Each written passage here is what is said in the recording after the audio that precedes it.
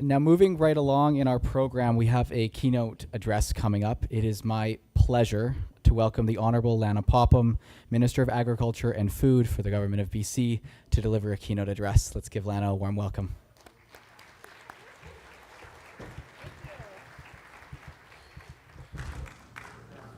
Hi, everybody. How are you doing? Stand up, stand up. Come on, stand up. All right. Wiggle around. You can do it. Stretch. Awesome. It's really great to see such a packed room here. All right. Have a seat. Thank you. I'm so excited to be here.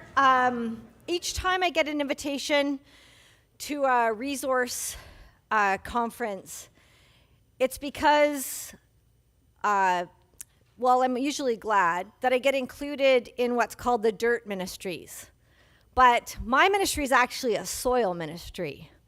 And we're going to talk a little bit about that. I've heard some really beautiful territorial acknowledgements today and such a wonderful, graceful welcome at lunch. And I really appreciate that. And I just wanted to affirm my shared responsibility as the Minister of Agriculture and Food to work towards reconciliation with all nations.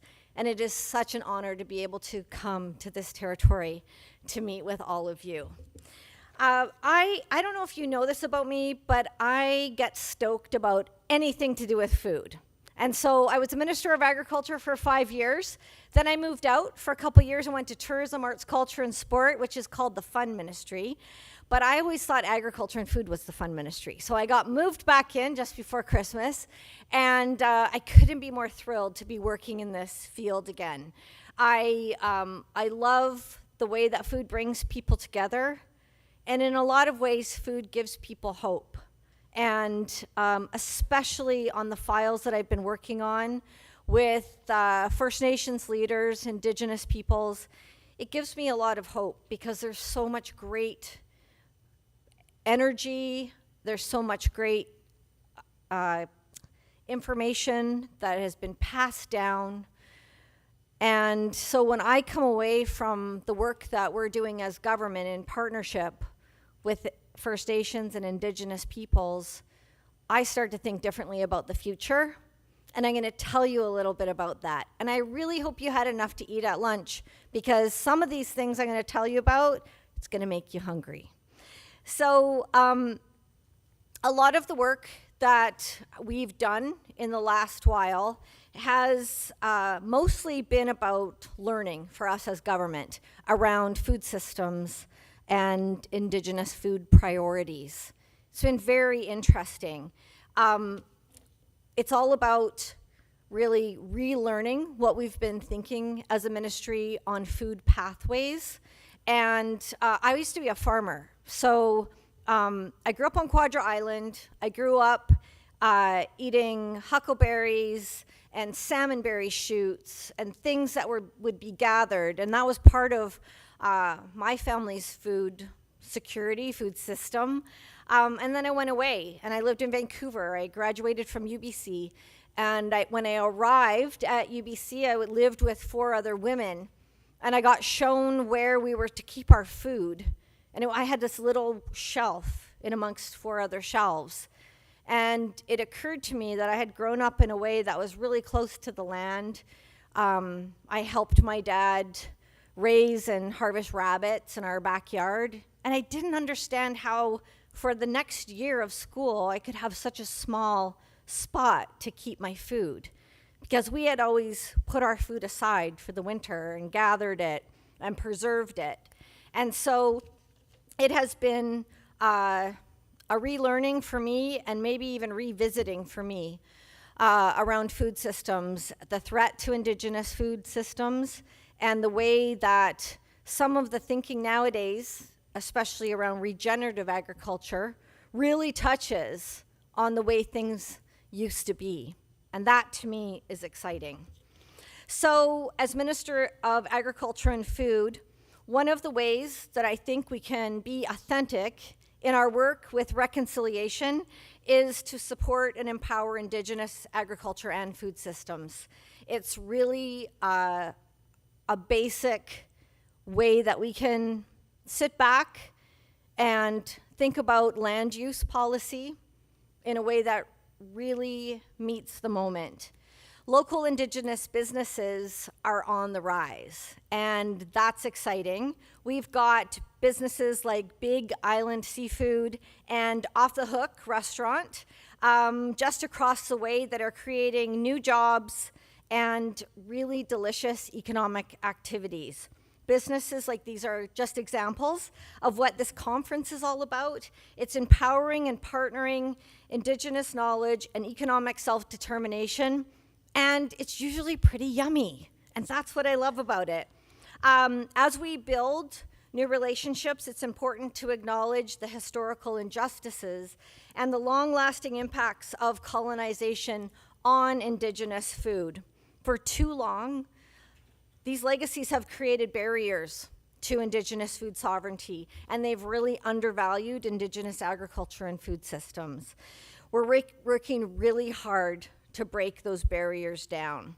The key part of the work that I started when I was first Minister of Agriculture was back in 2021, and I formed the BC Indigenous Advisory Council on Agriculture and Food. And then I learned it was the first one in Canada, and it was an amazing group of people. Brought them together from all over the province.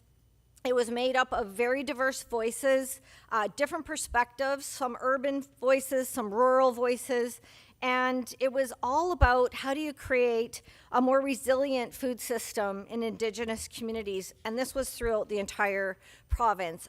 I was so thankful for the advice that I got, for the guidance that I got on how the ministry could best support agricultural and food priorities that are self-identified by Indigenous people.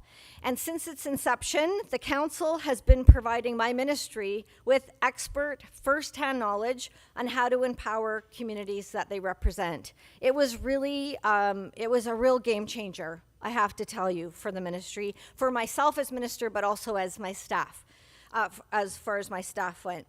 A really great example of some of the programming that was developed through the advice of this council was the Indigenous Food Security and Sovereignty Program. So this program funds really terrific forward-thinking projects from First Nations, Indigenous businesses, and individuals, all supporting food security and sovereignty.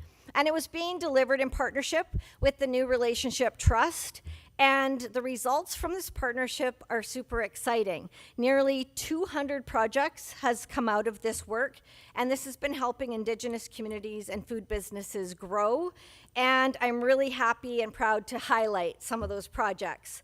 So in Cowichan, Jared Quastanhun Williams is upgrading a smokehouse to a commercial quality kitchen. Is Jared here, by the way? Have you guys met Jared from Cowichan? He is amazing. He is blending ancient preservation methods with modern food safety. I invited Jared to be on the advisory council when it first was formed, and I was so grateful that he said yes and was willing to share some of his time with us, and now he serves as the chair. And so this is a great tie to his expertise and his lived experience into future planning for this council. On the mainland, the Stales Nation has received funding to undertake a series of conversations and community meetings over meals around a greenhouse project. These types of initiatives they really reconnect the community members with ancestral practices and the long-term goals of bringing traditional foods back into community. In Haida Gwaii, Indigenous-owned food supplier Haida Wild is upgrading their packing facility with a new state-of-the-art vacuum sealing machine, which means not only will they be able to make food shelf stable for their own communities, but it's also an opportunity to enter into some kind of marketplace. It's really allowing them to take their product really high quality seafood and make it last longer. It really enhances their distribution network. There's funding that's also going out through our Indigenous Food Pathways program. I love this program. So it truly lives up to its name, which is forging new pathways for folks to have control and self-determination over particular food projects. One of the recipients is, I think you're going to be familiar with this group, the Indigenous Sport, Physical Activity and Recreation Council, or ISPARC. I was the Minister of Sport, and boy, did I had so much fun with ISPARC. But I'm still continuing to have fun with them in this ministry. So they're running a food systems program with Pathways support. They're working to keep traditional food techniques and skills alive, growing medicinal gardens and food forests, and work on climate change mitigation throughout BC with a big lens on food. It's such a great example of what the work that ISPARC does right here on the coast as well. They're working to build back a historical clam garden and harvesting area, including Russell Island, right off of Salt Spring. Do you know what I'm talking about? Did anybody heard about this project? It's so great. Yes. Oh, good. I like seeing the hands up. So this is really helping to ensure that new generations become part of traditional harvests and meals. And so that is really fabulous work. Some of the groups and nations partnering with ISPARC also include the Comox Nation and the Capital Regional Food and Agricultural Initiatives Roundtable. In fact, just on Vancouver Island, there's 21 different Indigenous organizations and communities that are taking part in this food systems work. The Clinzisa Society is another group in the Pathways program. Anybody know about this? Let's see some more hands. Nope, not on this one. I just want to really highlight this one because Julian Napoleon, anyone know Julian? No. Julian's such a great character. I think you should all get to know him. Julian's done some incredible work to spread information about small-scale greenhouses. So the work on greenhouses, I would say, is becoming really critical, especially for folks that are living in more northern communities. But not only is it about greenhouses, but we're also starting to see more conversations around vertical farming and growing in a contained environment. So greenhouses are great, but again, they're great for a certain number of months around the province. But vertical farming, where there's a production of lettuces, greens, herbs, that kind of thing, that's something that can happen all year long, 12 months a year, and I think there's a lot of interest in that, especially in communities that have to be bringing in food from faraway places. So I was just on the trade mission with the Premier, and in Korea, I went to a company that it's a vertical farming company, and they've really advanced this technology far. They're growing these massive strawberries, but they're growing them in abandoned subway tunnels and a mine that has been, I guess this is an abandoned mine, right near the urban core. So these strawberries, they look like cartoons. They're so big, they're so perfect, they look identical to each other. They're very sweet, and the strawberry flavor is incredible. They want to come over to British Columbia and set up some of this technology here. We do have vertical farms in BC already, allowed to operate on the agricultural land reserve, but they don't necessarily want to be out in the middle of a farm field. They want to be right where the people are living. So that could also be an opportunity for more northern communities to have a fruit supply 12 months a year. Right now, we've mostly just focused on lettuces and herbs and greens. So that was a great connection in Korea. And if anyone's interested in being connected with this company, just come talk to me. They're going to come over to BC to set up some meetings. So let me know if you're interested. But the point is, having some stable, climate-controlled growing opportunities in communities, this is not traditional Indigenous growing technique, but it really speaks to adding this in to that type of knowledge base to have food security 12 months a year. So there's a lot of interest in this. Planning for the future is a huge part of agriculture and food. You see it everywhere, whether it's conventional agriculture any type of food growing, you know that you have to plan. This includes having access to seeds or traditional plants, and making sure you're managing that supply well. And I see that starting to happen in communities right across the province, and I love it. So we know that if we can start growing more food in communities, in Indigenous communities, First Nations-led projects, this is really going to be great for general health around the province, but it's not just about health, it's not just about feeding tummies, but it's also a major economic opportunity for communities. Right now we use the Buy BC logo. Does anyone know? Has anyone seen it? Put up your hand if you know Buy BC. And also put up your hand if you're buying BC right now, because it's really important. Okay, you guys get 5 stars. When I first was minister, I was really interested in, so you probably could recognize the Buy BC logo. I'm really interested, and we didn't get it across the finish line, but maybe this term I will, to have an Indigenous art inspired Buy BC logo as well. Because also when I was over in Korea and Japan, boy, is there an interest in Indigenous food products. There are a lot of specialty stores over there that are looking for precious items that are packaged beautifully, and there's just such a space for that activity to happen.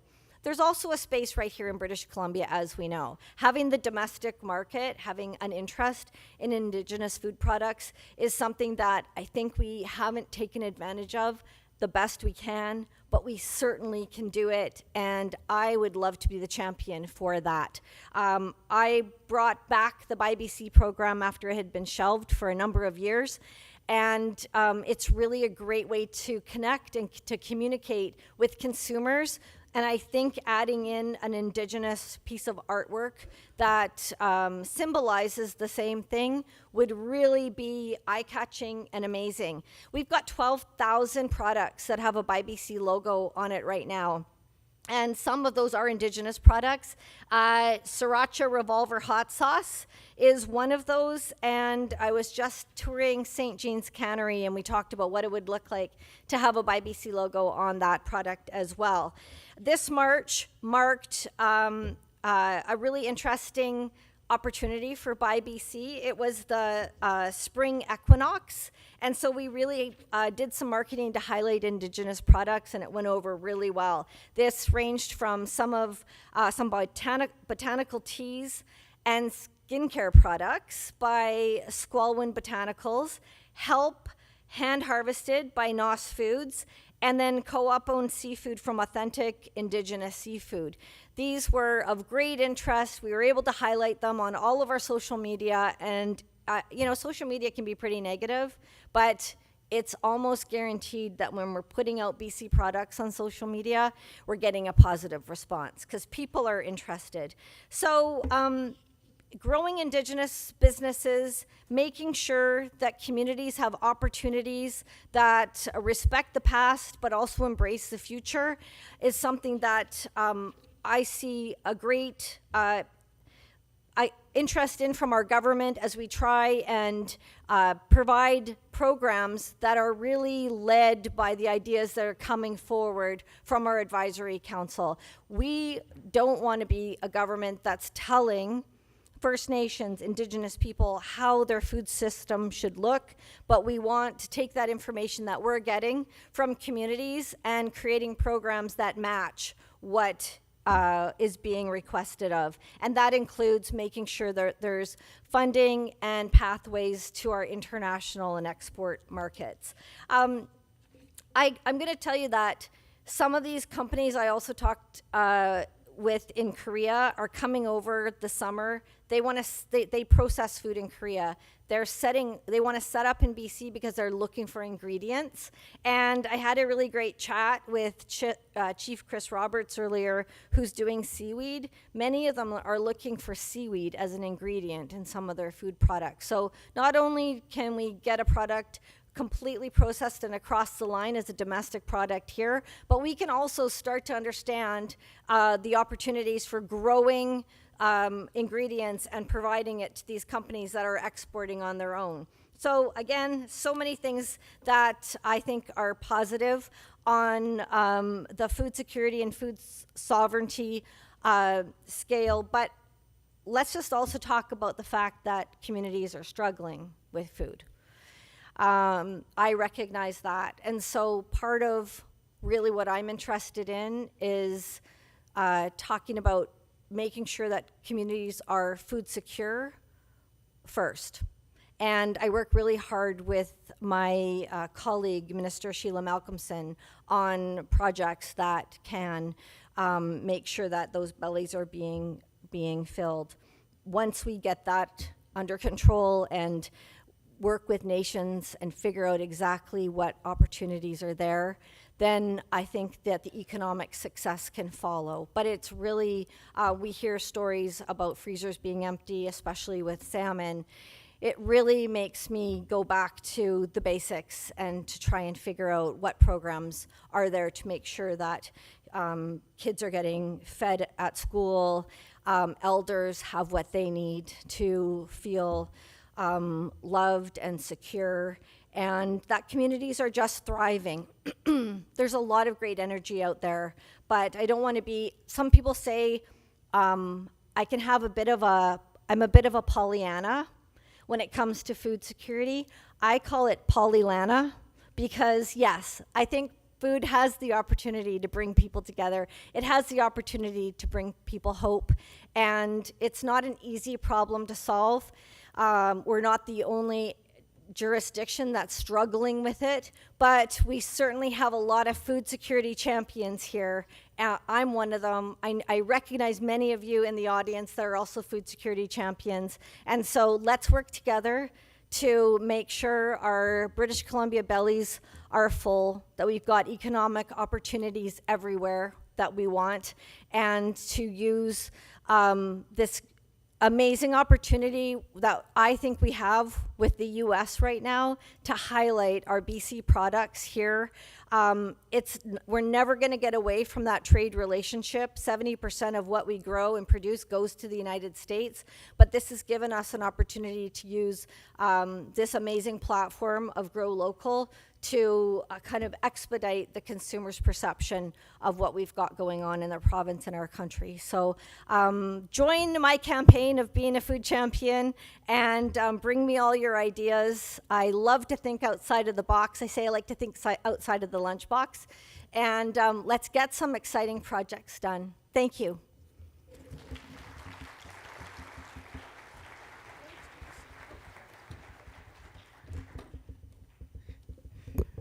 Thank you very much, Minister Popham, for sharing your vision for agriculture and food security in BC. Thank you for taking a seat. We're thrilled to share